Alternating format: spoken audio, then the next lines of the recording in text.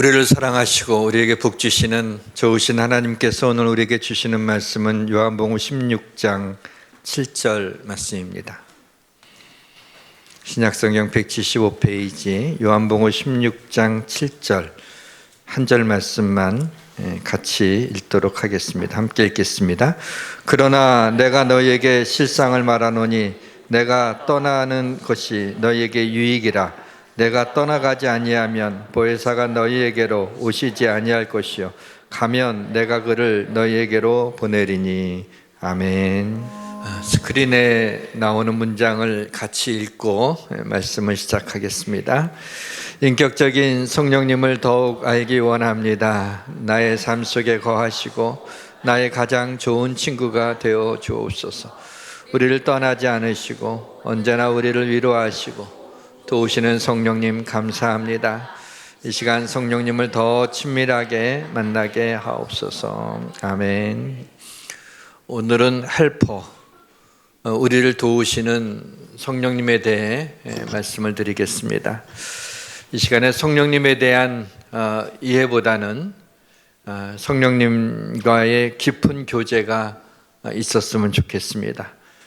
성령님을 느끼는 정도가 아니라 성령 충만했으면 좋겠습니다. 성령 충만이란 그분의 다스림을 받는 것입니다. 오순절날 마가의 다락방에서 임했던 급하고 강한 바람 같은 성령님의 임재하심이 이 시간 말씀을 듣는 우리 가운데 임하시길 주님의 이름으로 축원합니다. 모든 것이 잘 될 것입니다. 모든 것이 잘 될 것입니다. 뭐 나쁜 소리도 아닌데. 요즘 들어서 제 가슴에 머물러 있는 단어가 하나 있습니다. 신비입니다. 구약에 예언된 메시아가 그리스도의 십자가로 성취되는 것은 신비입니다. 예수양교회가 이렇게 세워지는 것도 신비입니다. 나 같은 죄인이 용서함 받아 하나님의 자녀가 되었다는 것이 신비입니다. 삶을 되돌아볼 때 그동안에 베푸신 하나님의 은혜가 신비입니다. 오늘 살펴볼 성령님도 신비입니다. 세상이 알 수 없는 것, 오직 그리스도인들만 알 수 있는 것이 있습니다. 그것이 바로 성령님이십니다. 육에 속한 사람은 하나님의 성령의 일들을 받지 아니하나니 이는 그것들이 그에게는 어리석게 보이며 또 그는 그것들을 알 수도 없나니 그러한 일은 영적으로 분별되기 때문이라. 그래서 성령님의 존재는 배워서 알 수 있는 것이 아닙니다.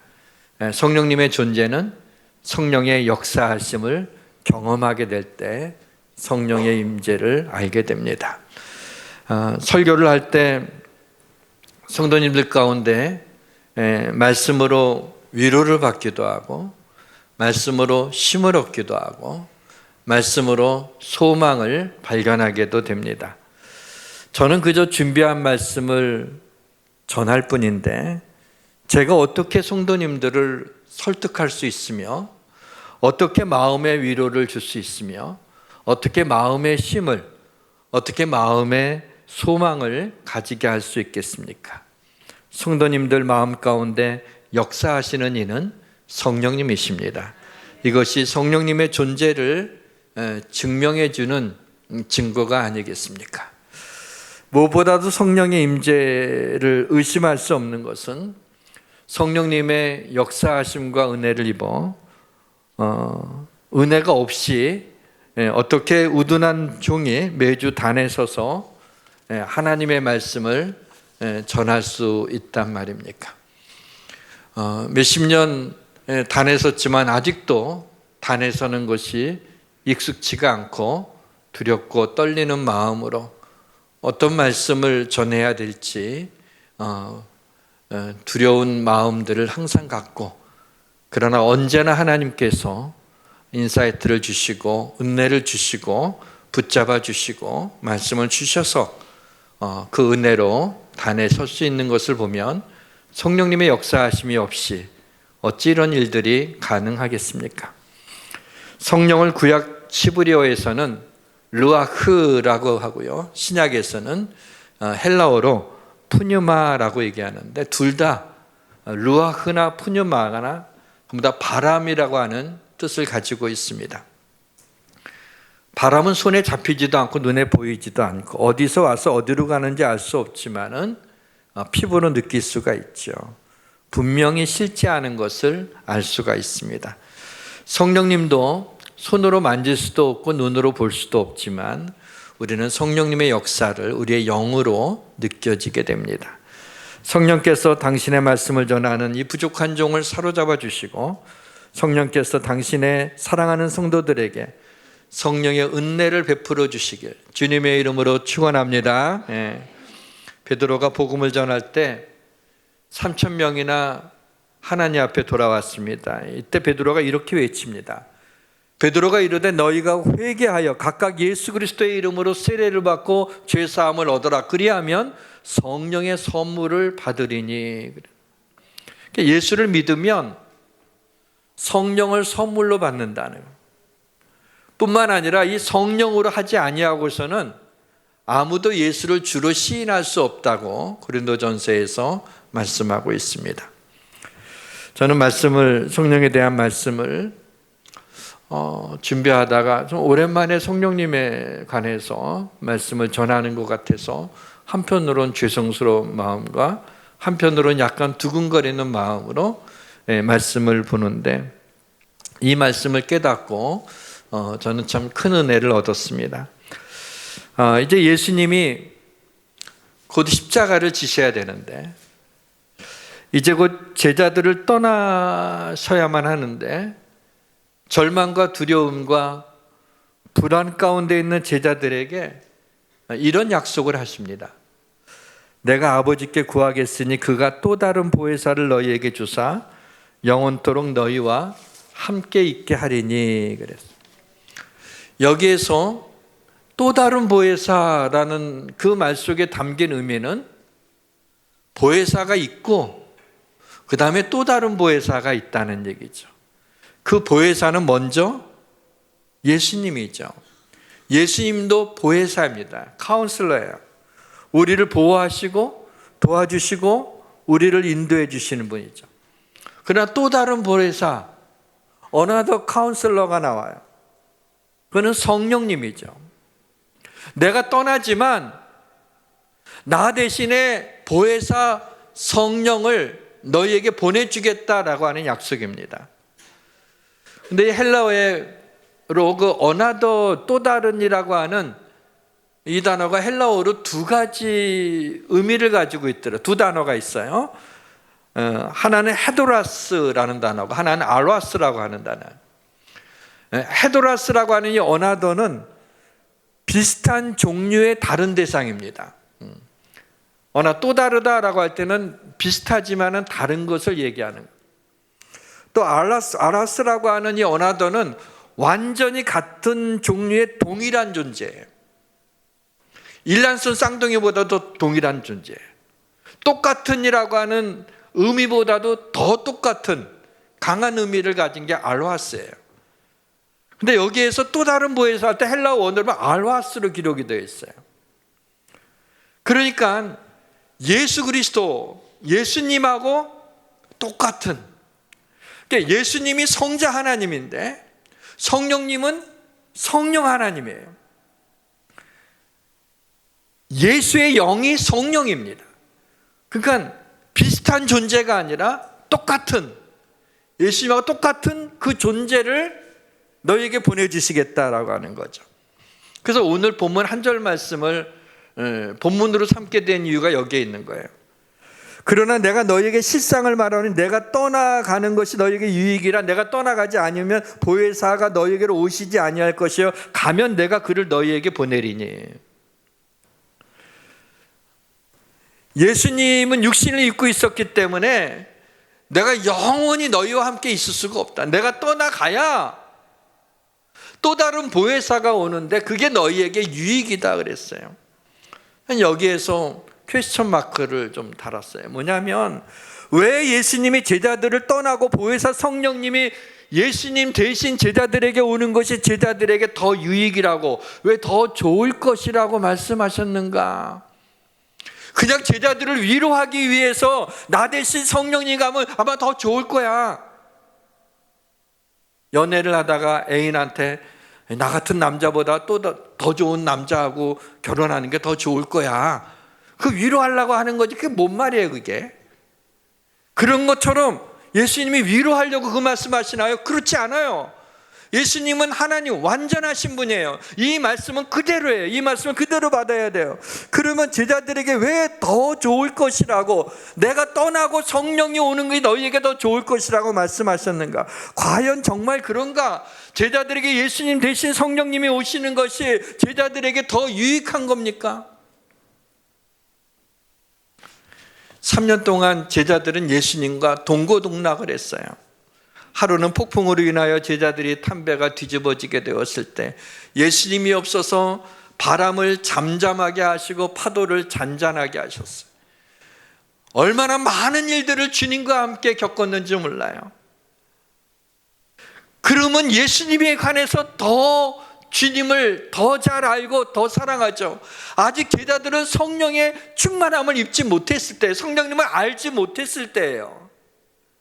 제자들이 보이지 않는 영보다도 보이는 예수님이 곁에 있는 것이 더 좋지 않을까요? 낯선 성령님보다는 익숙한 예수님이 더 좋지 않을까요? 아무리 뭐라 그래도 예수님이 곁에 있기를 더 원하지 않았을까요? 근데 예수님은 그렇지 않다는 거예요. 왜냐하면 또 다른 부에서 성령님, 예수님과 완전히 똑같은 동일한 주님이시기 때문에 그 주님이 내 곁에 계시는 것보다 내 안에 계시는 것이 너희에게 더 유익하다라고 말씀하신 거예요. 하나님은 내가 결코 너희를 버리지 않고 너희를 떠나지 아니하리라 라고 하셨어요. 우리 곁에 계시겠다는 거예요. 우리와 함께 계시겠다는 말씀이에요. 근데 성령님은 내 안에 계셔서 내 연약함을 도우시고, 우리가 마땅히 기도할 바를 알지 못할 때 성령께서 말할 수 없는 탄식으로 우리를 위하여 간구하시는 거예요. 그래서 너희가 너희 하나님의 성전이니까 하나님의 성령이 너희 안에 계시는 것을 알지 못하느냐? 모른다는 거죠. 우리 안에 성령님이 계시다는 거예요. 그 전에 예수님은 제자들과 함께 곁에 있었지만은 이제는 똑같은 알와스 그 또 다른 보혜사 성령님이 우리 안에 계시기 때문에, 영원토록 우리와 함께 하시기 때문에 우리 안에 계시는, 옆에 계시는 예수님보다 우리 안에 계시는 성령님이 너희가 살아가는 데 더 유익하다라고 말씀하고 있는 것입니다. 사랑하는 성도 여러분, 성령님이 가끔, 자주도 아니고 가끔 내 마음을 감동하셔도 마치 먼 친척이 오랜만에 내 집에 오듯이 어색하게 맞이하고 좀 오래 있으려고 그러면 그만 떠났으면 좋겠다 하는 분이 혹시 계십니까? 아마 그런 성도는 없을 것입니다. 성령님이 임재하셔서 우리의 마음을 뜨겁게 하고 막 그 기쁨을 주고 은혜를 주는데 너무 오랜만에 오셔서 어색해요. 조금 오래 있으려고 그러면 그럼 내 죄를 어떻게 지라고요? 좀 떠나가 주세요. 세상에 그런 성도가 어디 있겠어요. 그런데 성령님의 역사하심이 먼 친척같이 어색한 분은 있을 것 같아요. 너무도 많은 그리스도인들이 성령님의 도우심을 구하지 않고 살아가고 있어요. 내 안에 성령님이 계시다는 건 믿고 있지만, 그럼 내 안에 계신 성령님이 나를 위하여 기도하고 나를 도와주시고 나에게 은혜를 베풀어 주시는, 나의 삶에 힘을 주시는, 내 삶에 능력을 주시는 그러한 하나님이신 것을 우리가 미처 모르고 내 힘과 내 능력으로, 내 지혜와 내 명철로 이 땅을 살아가려고 하니까 우리의 삶이 곤고한 것 아니겠습니까? 갯벌 위에 배 한 척이 있습니다. 수십 명이 장정이 달려들어서 그 배를 1m라도 옮기게 하기 위해서 앞에서 끌고 뒤를 밀어도요, 그 배는 1m도 가지 못합니다. 그러나 밀물대가 돼서 밀물이 들어오게 되면은 한 사람이 노를 저어도 그 배는 움직이게 되어 있습니다. 성령님은 밀물과 같습니다. 갯벌과 같은 세상에서 내 힘으로, 내 능력으로 세상을 살고자 할 때는 얼마나 힘들지 모르지만 성령님이 내 안에서 나를 다스리며 나의 삶을 인도하시고 나를 도와주시게 되면 우리의 삶이 힘든 것이 아니라 은혜와 기쁨으로 충만하게 되죠. 내가 아무리 노력해도 원하는 대로 우리 인생이 사라지질 않습니다. 인생에는 너무나 많은 늪과 돌출된 장애물이 많기 때문입니다. 그래서 그리스도인들은 성령의 충만함을 입어야 돼요. 나를 믿는 자는 성경의 이름과 같이 그 배에서 생수의 강이 흘러나오리라 하리라 하시니 이는 그를 믿는 자들이 받을 성령을 가리켜 말씀하신 것이라. 사랑하는 성도 여러분, 흘러넘치는 생수의 강, 성령의 강물이 내게 임하여 넘칠 때 내 인생의 무거운 짐들도 둥둥 떠내려갈 것을 믿으시기를 주님의 이름으로 축원합니다. 성령님에 대한 정확한 이해가 필요합니다. 성령님은 힘이나 에너지와 같은 어떤 영향력이 아니라 인격적인 존재입니다. 성령님에게는요, 의지가 있고요, 당신의 뜻대로 은사도 나누어지잖아요. 의지가 있으시고요, 감정이 있으시고요, 생각이 있으신 분이에요. 그래서 성경에 성령님을 갖다가 중성명사인 이트를 쓰지 않아요. 그것이라고 하지 않아요. 성령님에 대해서 시라고 했어요. 인칭대명사를 쓰고 있어요. 왜냐하면 그는 인격적인 분이시기 때문에 그렇습니다. 성령님은 영원토록 우리와 함께 하시는 분이에요. 영원토록 너희와 함께 있게 하겠다 그랬어요. 성령님은 우리를 진리 가운데 인도하시는 분이에요. 그러나 진리의 성령이 오시면 그가 너희를 모든 진리 가운데 인도하시리니. 성령님은 우리의 연약함을 도우시는 분이에요. 이와 같이 성령도 우리의 연약함을 도우시나니. 세상의 그리스도인들이 세상이 알지 못하는 성령님이 우리 안에 거하시고 있음에도 불구하고 우리가 그것을 까먹고 잊어버리고 내 힘으로만 살아가려고 하는 게 얼마나 어리석은 일이겠습니까? 사랑하는 성도 여러분, 내 가슴 속에 성령님의 불이 꺼져가는 것, 식어져가는 것을 여러분이 알아챌 수 있습니까? 그리스도인 가슴 속에 성령의 불이 식어져 간다고 해도 우리 행동의 95%는 그냥 그렇게 살아갈 것 같아요. 똑같을 것 같아요. 성령님이 내 마음속에 계시는지 안 계시는지 의식조차 하지 못하는 그리스도인들도 있지 않을까라는 생각에 안타까운 마음이 들었습니다. 그러나 만약에 초대교회의 성령의 역사가 그쳤다면, 초대교회에서 일어나는 모든 일의 95%는 중단되는 것을 성도들이 느낄 수 있었을 것입니다. 왜냐하면 초대교회는 성령님의 인도하심과 역사하심을 전적으로 의지하고 있었기 때문입니다. 그래서 신앙생활하기 어느 때보다도 힘들었고 너무나 가난했고 핍박받으며 고통스러웠지만 초대교회 성도들의 그 모습을 보게 되면 찬양하고 기뻐하고 평안을 누리며 하나님께 영광을 돌리고 있어요. 우리는 그들보다 훨씬 더 잘 살게 되었고 그들보다 핍박도 받지 않고 그들보다 여러 가지 면에서 여유가 있게 되었지만 신앙생활도 얼마나 잘할 수 있는 여건들이 됐지만, 그러나 우리의 마음에 세상이 알 수 없는 평안이 있습니까? 하나님이 위해서 내려주시는 기쁨이 있습니까? 성령 충만함으로 우리의 마음이 뜨거워져서 주님을 사랑한다고 하며 우리의 눈에서 눈물이 흐르는 적이 있습니까? 하나님으로 인하여 기뻐하며 영광 돌린 그러한 삶을 살고 있습니까? 너무 드라이하게 살고 있지는 않습니까? 우리가 성령님을 거부하지 않는 이상 성령님이 우리를 떠나지는 않으십니다. 내가 의식하지 못해도, 내가 성령 충만한 삶을 살지 못해도 성령님이 가만히 있어봤다, 나 무시하는구나 하고 우리를 떠나지 않으십니다. 그러나 우리 안에서 근심하실 것 같아요. 나를 그렇게 인정 안 해주니, 왜 내 파워를 너의 삶 속에 왜 사용하지 못하니? 그러실 것 같아요. 성경에는 성령의 나타나심이 두 가지로 표현되어 있어요. 성령의 은사로 나타나고 또 하나는 성령의 열매로 나타나고 있어요. 성령의 은사에 대해서 지금 다 얘기하기가 모자라 다음 주 주보 단상에다가 성령의 은사에 대한 얘기를 좀 적도록 하고요. 고린도전서 12장에 성령의 은사에 대해서 나오고 13장에 사랑에 대한 이야기가 나옵니다.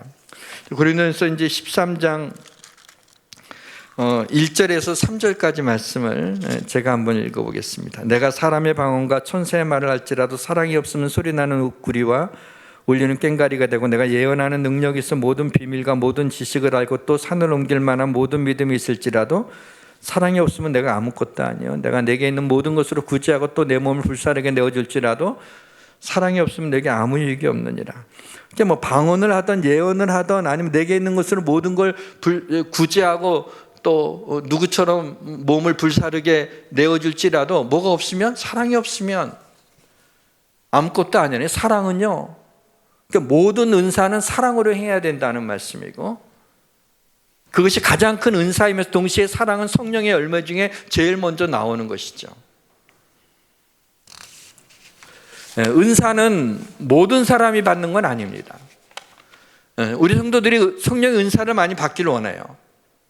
그러나 은사를 받으면 성령 충만하고 은사가 없으면 충만하지 않다고 얘기할 수 없어요. 왜냐하면 하나님이 교회의 유익을 위해서 당신의 뜻에 따라 주시는 거야. 이 모든 일을 같은 한 성령이 행해서 그 뜻대로 각 사람에게 나눠주시느니라.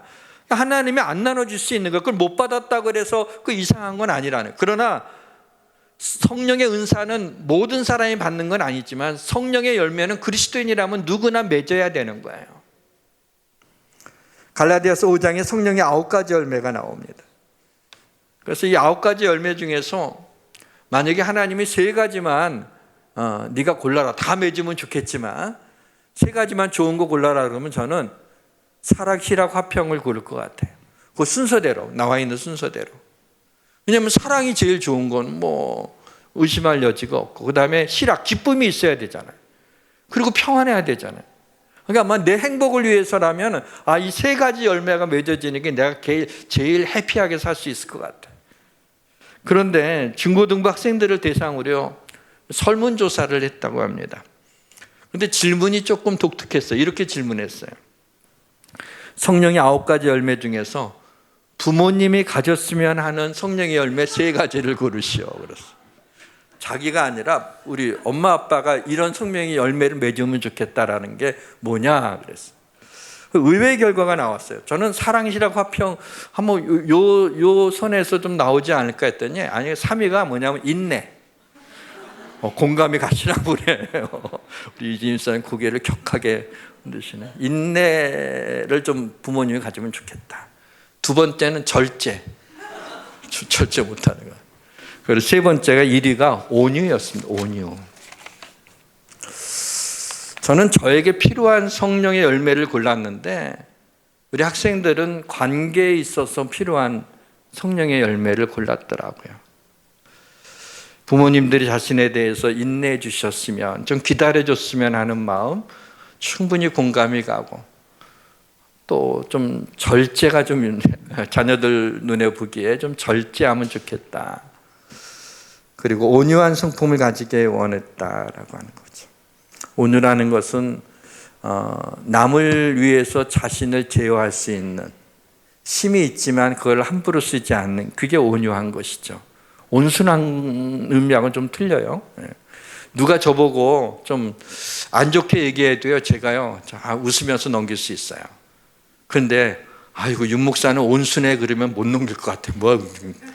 온유나 온순은 남자들한테는 별로 그렇게 뭔가 남자답지 못하다고 하는 그런 그 뉘앙스가 풍겨서 별로 좋아하지 않아요. 근데 사실 온유가 학생들이 뽑은 대로 제일 중요한 것 같아요. 갈라디아서 5장에서 성령의 열매를 나열하기 전에 육체의 일, 곧 죄에 대해서 나열하고 있는데 그 중에 주목을 끄는 게 보니까 분냄이더라고요. 분냄. 그러니까 온유에 반대되는 성품이 뭐예요? 분노, 분냄, 분을 내는 것. 이게 반대되는 성품이죠. 그래서 자매들은요, 결혼할 때 온유한 형제를 만났으면 좋겠어요. 분은 낼 수 있어요. 화를 전혀 안 내는 사람은 정신적으로 문제 있는 사람이에요. 화도 내고 분을 낼 수 있어요. 근데 그걸 삭히지 못하고 아내에게 손찌검한다든지 물건을 때려 부순다든지 그러한 행동을 하면 미련 없이 즉시 헤어지세요. 다음부터 안 그래. 절대 넘어가면 안 돼요. 반드시 또 그럽니다. 어리석은 자매는 그럴 때 막 집어던지고 탁 때리고 그러면은 어머머 박력 있어. 아니면 얼마나 날 사랑하면 저럴까. 나를 때리기까지 날 사랑하는. 그리고 평생 얻어맞고 사는 거예요. 그건 미련한 거예요. 어리석은 거예요. 하나님의 성령을 근심하게 하지 말라라는 말씀이 나오고요. 성령님을 근심하게 하는 죄 가운데서도 분냄을 말씀하고 있어요. 바로 그 다음 31절에 에베소 4장 31절. 분냄은 성령님을 근심하는 죄예요. 누구나 화가 날 수 있어요. 누구나 분을 참지 못할 수도 있습니다. 그러나 에베소 4장 26절과 27절 말씀을 기억해야 돼요. 분을 내어도 죄를 짓지 말고 해가 지도록 분을 품지 말고 마귀에게 틈을 주지 말라. 화가 날 수 있어요. 분노가 일어날 수 있어요. 근데 계속 품고 있는 거야, 분노를. 나 교도에서 나가면 너 가만 안 둬. 이런 거. 분을 품고 있는 거. 마귀에게 쓰임받는 거예요. 마귀에게 틈을 주는 거예요. 분노 조절 장애는 정신과 약을 먹는다고 치유되지 않습니다. 상담받는다고 해결되는 것도 아니고요. 요가나 정신 수양을 한다고 해서 되는 것도 아니에요. 이런 것들이 도움은 될 수 있지만 근본적인 해결책은 되지 않아요. 왜냐하면 영적인 문제이기 때문입니다. 성령 충만하면 성령의 열매인 온유한 성품을 가질 수 있어요. 이러한 사람들도 하나님의 영으로 성령으로 뒤집어지면 회개하고 성령이 그의 마음을 다스리게 되면 그와 같은 것을 극복하고 새로워질 수가 있는 거예요. 자, 어떻게 성령 충만을 받을 수 있을까요? 세 가지가 있어요. 하나는 회개입니다.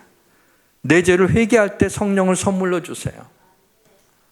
성령이 임해야 회개가 나오는 거예요. 둘째는 성령을 주시겠다는 약속을 믿는 겁니다. 제자들이 예루살렘을 떠나지 말고 아버지 약속한 것을 기다리라고 하는 부활하신 주님이 승천하시기 전에 하신 약속을 믿고 오직 제자들이 기도만 했을 때 열흘 후에 성령의 임재를 다 경험하게 되지 않습니까? 세 번째는 간구하는 거예요. 성령님을 구하는 거예요. 예수님이 하신 말씀이죠. 너희가 악할지라도 좋은 것을 자식에게 줄 줄 알거든 하물며 너희 하늘 아버지께서 구하는 자에게 성령을 주시지 않겠느냐 하시니라. 그랬어요. 구하는 자에게 성령을 주시겠다. 누구든지 그동안에 제가 목회를 하면서 또 청년 때 보면은 성령님을 만나지 못해서 안타까워하며 어떻게 이제 성령님을 구하고 그렇게 기도하는데 쉽게 만나지 않는데 어느 순간에 뭐 그렇게 구하는 사람 치고 성령의 충만함을 입지 못한 사람을 본 적이 없어요. 성령을 구하면 언제나 성령께서 우리 가운데 오셔서 우리를 충만케 하십니다. 성령의 음성, 성령의 인도하심은 반드시 성경과 일치되어야 돼요. 성경은 성령의 감동으로 쓰여진 것이기 때문에 성령의 음성이 성경과 배치된다는 건 있을 수가 없는 일이에요. 성령은 예수의 영이기 때문에 예수님의 말씀과 어긋나지 않습니다. 말씀으로 확증되지 않은 것을 성령의 음성이라고 확신하면 안 돼요. 자기 생각을 성령의 음성이라고 얘기하면 안 돼요. 말씀이 지지하지 않는 것은 성령의 인도하심이라고 볼 수가 없습니다. 소위 기도를 많이 한다는 사람 가운데 자신의 생각과 감정이 더해진 어떤 생각을 성령의 음성으로 착각해서 잘못된 확신을 가지는 경우가 있어요. 이런 사람은 또 못 말려요. 어느 교회에서 찬양 집회를 하고 있었어요. 몇 곡의 찬양을 마치고 이제 다음 곡 찬양을 준비하는데 앞에 있던 어떤 형제가 후다닥 올라오는 거예요. 올라오더니 마이크를 잡고 얘기하는 거예요. 막 누가 주지도 않는데 마이크를 잡고 성령님이 저에게 올라가서 찬양하라고 말씀하셨습니다. 그러니까 찬양 집회를 인도하는 목사님이 미소를 지으면서 그 사람이 어깨에 손을 넣어놓고 얘기하는 거예요. 저에게도 성령님이 말씀해 주셨는데요. 형제님이 언제 찬양해야 하는지는 저에게 알려주신다고 하네요. 근데 지금 형제님에게 찬양하라고 하지 않으시니까 내려가서 기다리세요 하고 이제 부드럽게 내려보냈다고 합니다. 사랑하는 성도 여러분, 어떻게 예수 그리스도가 나에게 구주가 되심을 그렇게 확신할 수 있습니까? 성령의 보증으로 확신하는 겁니다. 어떻게 죄사함의 확신을 가질 수 있습니까? 성령의 보증으로 확신을 가질 수 있습니다. 어떻게 죽어서 천국에 갈 것을 확신하십니까? 죽어보지도 않아놓고. 성령의 보증으로 확신합니다. 그 말씀 에베소서 1장 13절과 14절 말씀을 우리 한번 같이 읽도록 하겠습니다. 에베소서 1장 13절 14절 같이 읽습니다. 그 안에서 너희도 진리의 말씀 곧 너희의 구원의 복음을 듣고 그 안에서 또한 믿어 약속의 성령으로 인치심을 받았으니 이는 우리 기업의 보증이 되사 그 얻으신 것을 속량하시고 그의 영광을 찬송하게 하려 하심이라. 우리 기업의 보증이 되사 성령님의 인쳐서 성령님이 보증, 우리의 개런티를 해주신다는, 성령님이 인정해 구원의 확신도 죄사함도 천국에 대한 확신도 성령님이 보증해 주신다는 얘기입니다. 말씀을 마치겠습니다. 내 안에 계신 성령님은 눈을 감고 계시지 않습니다. 내가 보는 것을 성령님도 보시고, 내가 행하는 것을 성령님도 아시고, 내가 죄를 지을 때 성령님이 근심하십니다. 죄를 지었다면 회개하시고 나의 연약함을 도우시는 헬퍼 성령님의 도우심을 구하시길 바랍니다. 성령 충만으로 죄를 이기시고 기쁨이라는 성령의 열매를 맺으시기를 바랍니다. 사랑하는 성도 여러분, 여러분 안에 있는 성령님을 환영하시고 기뻐하시기 바랍니다.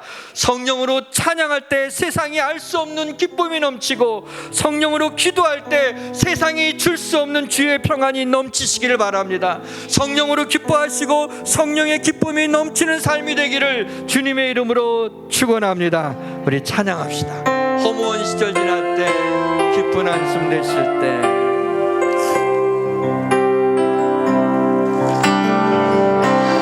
시절 지날 때, 기쁜 한숨 내쉴 때, 그런 풍경 보시며 탄식하는 분 있네.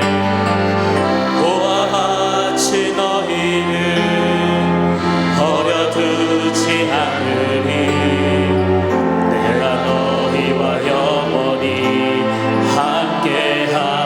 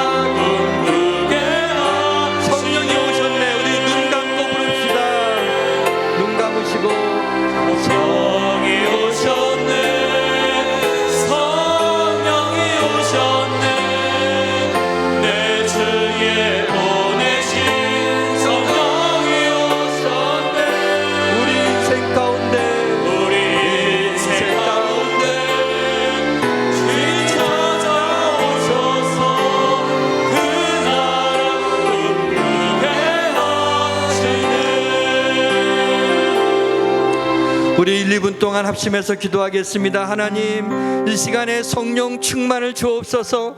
내 안에 계신 성령님을 무시했습니다. 용서하여 주옵소서. 성령 충만으로 이 땅의 고난을 이기게 하시고, 성령으로 찬양하고 성령으로 기도하고 성령으로 신앙생활하며 성령의 열매를 맺게 해달라고 우리 1, 2분 동안 합심해서 함께 기도하겠습니다.